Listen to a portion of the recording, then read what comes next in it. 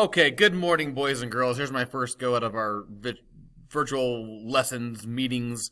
I'm going to start with the idea of limits, okay? 2.1 from our book. This is all going to start coming out of the book. So we're just going to kind of quickly try to do the big idea of limits in this unit, and then we'll see time-wise if I can also fit 2.2 onto here, but we might also talk about 2.2 and the definition of limits. Okay, so we'll see. I might have to stop the video and start over again, but I'm going to try to keep this to 15 minutes because that's all I get, so we better get started. We're going to start by looking at this graph here. Look at a little function. Let's look at the graph of distance versus time. Okay, so there's some time we're going along and then some distance that we were traveling. If we were to look at this, and I'm playing around with it. Oh, man. Okay, if I just change colors there. If I look at this, I could draw this line here through that. And this would be the secant line, right? The line that connects 2 points of the graph. Okay, a little review from our trig pre-calc days. And now, if we look at this, the slope of the secant line, the change in y over the change in x, or in this case, the change in y would be the change in distance over the change in time, right? That's the change in x. The slope of the secant line actually represents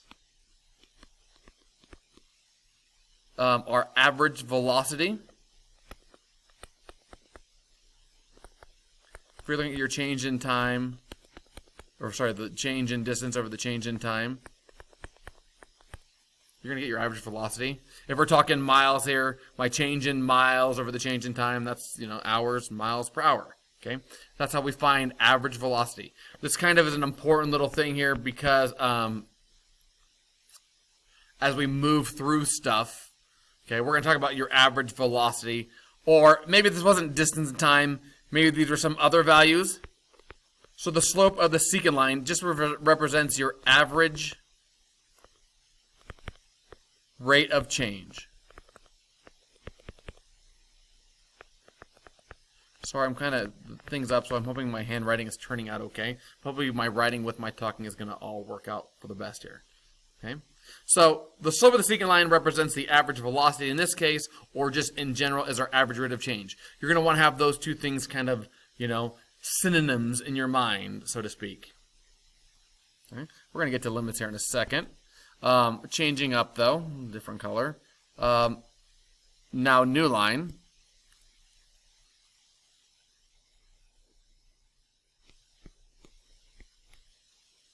This would be, because it only goes through 1 point on the function, this would be a tangent line, right?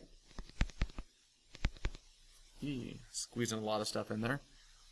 That's the tangent line. And so, well, we talked about the slope of the secant line. What about the slope of the tangent line? Well, I guess first off, because we only have 1 point, that gets quite a bit harder to find.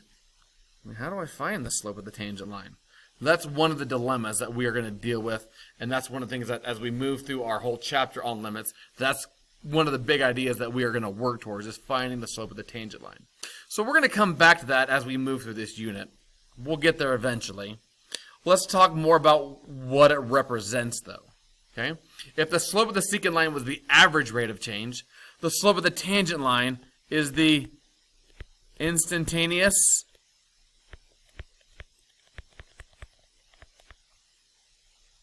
velocity in this case,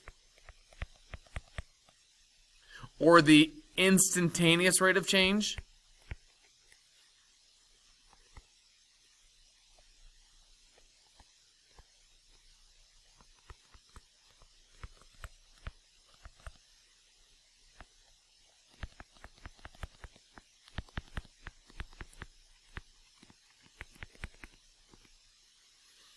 Okay.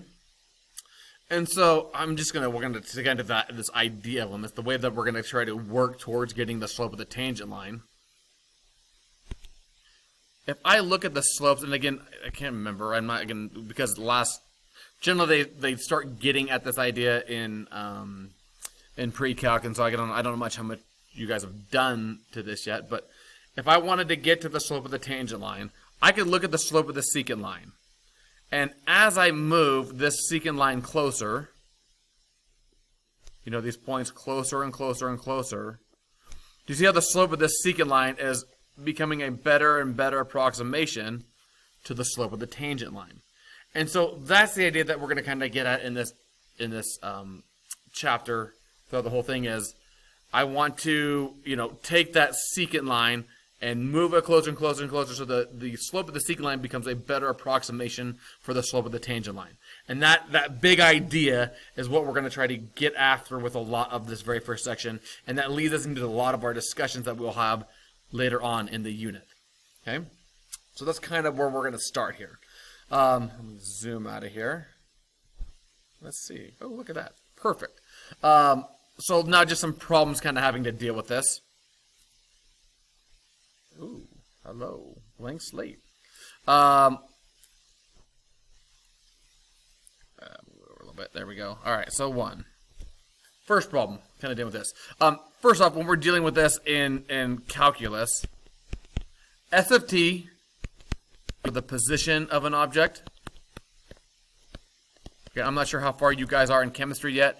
In chemistry, you guys will often, or not chemistry, in physics, if you're in physics, you will often use x of t. You will occasionally say x of t. Pop, why did it just close? Where did it go? Ah! Right in the middle of my video. Come back.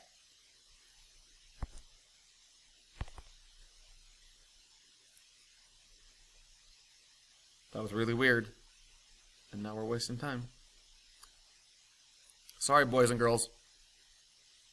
Okay, so S of t is what we're going to use for the position of an object in calculus. You will frequently use x of t in physics. You will see x of t pop into our class occasionally. I think these are used more or less interchangeably. But, oh my gosh, now we got all sorts of things happening. Oh man, getting antsy. I think one great of a first video, I don't know what is. But S of t is the position, okay, that we'll normally see. Now, in this problem here, we have the position of an object at 2 seconds. We're told that is 136. And we are given the position of an object at 3 seconds. And we're told, or minutes, I guess we're not giving units on this problem. And we're told it's 156. And we're told to find the average velocity. Find the average velocity on the interval 2 to 3. Okay. So going back to our discussion here, if we want to find the average velocity, that is just the slope of the secant line, right? Or basically the slope of the line. So if I want to find the average velocity, I am just going to do, hey, y2 minus y1 over x2 minus x1. I'm going to find the slope of the line. So in this case here, average velocity is 156 minus 136 over 3 minus 2. Or we get, in this case, our average velocity is 20. Okay, 20 over 1 or 20. I don't have any units, so I can't say like 20 miles per hour or 20 feet per second, So in this case, I'm just going to say 20. But if I had some units associated with my distance and my time, then I could say, 20 whatevers. All right? So finding the average velocity, you are just going to find the slope of the line. Easy peasy.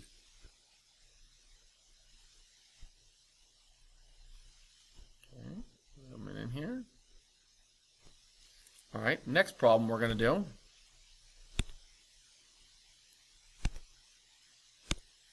All right, next one, 2. And again, this is kind of what we're trying to work towards here. I'm going to give you a table. T, this table's kind of crazy, I'm going to warn you. And S of t.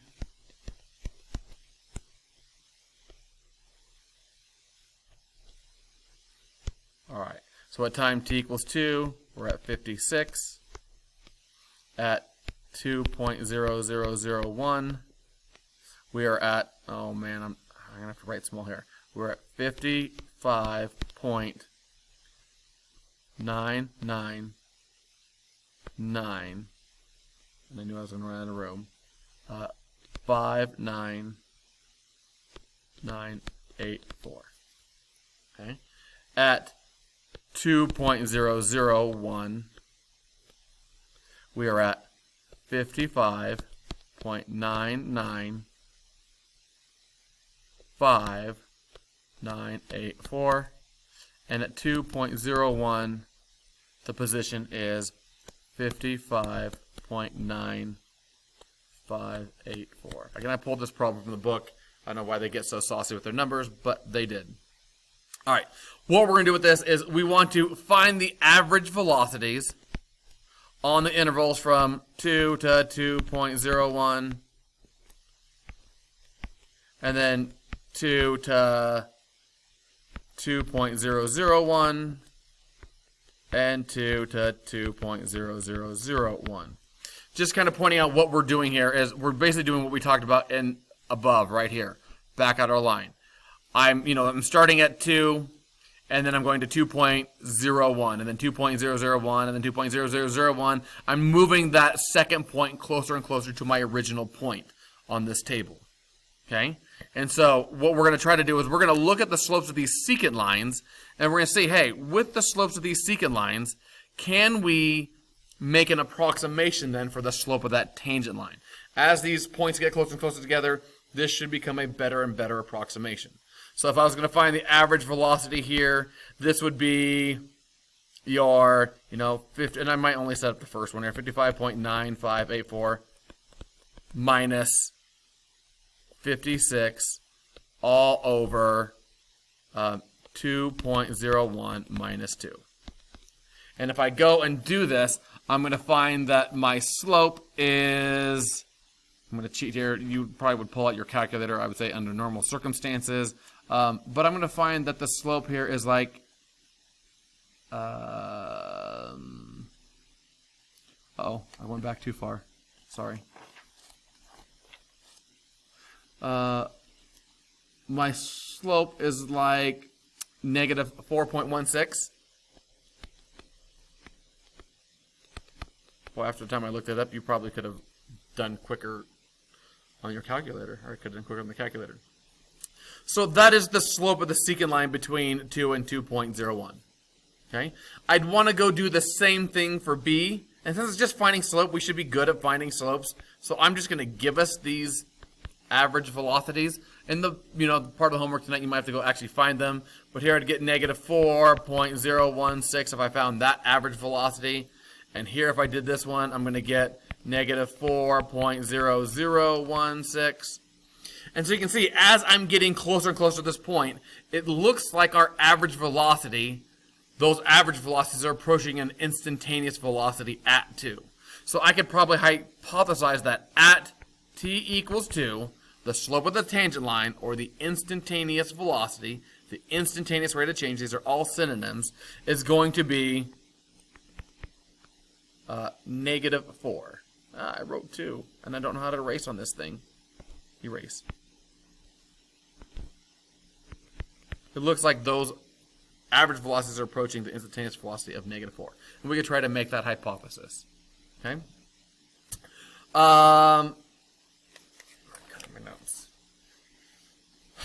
The only other thing you'd have to do on this thing is, if instead of giving you, a table, could you create your own table? If I just gave you a function and I said, f of x is 3 cosine x, I guess I got to say it's x, since it's a function of x, 3 cosine x, and I want you to estimate the slope of the tangent line at 1, okay, could you create your own table like this and, plug in 1, the horrible example, just number-wise the way this is working out, but, could you plug in 1 and find the position? I guess I should have called that S of x. I'm trying to do this quickly on the fly and a little worried about time because I'm running out. but, pick one, 1.01, 1.001. I'm out of time for 2.1.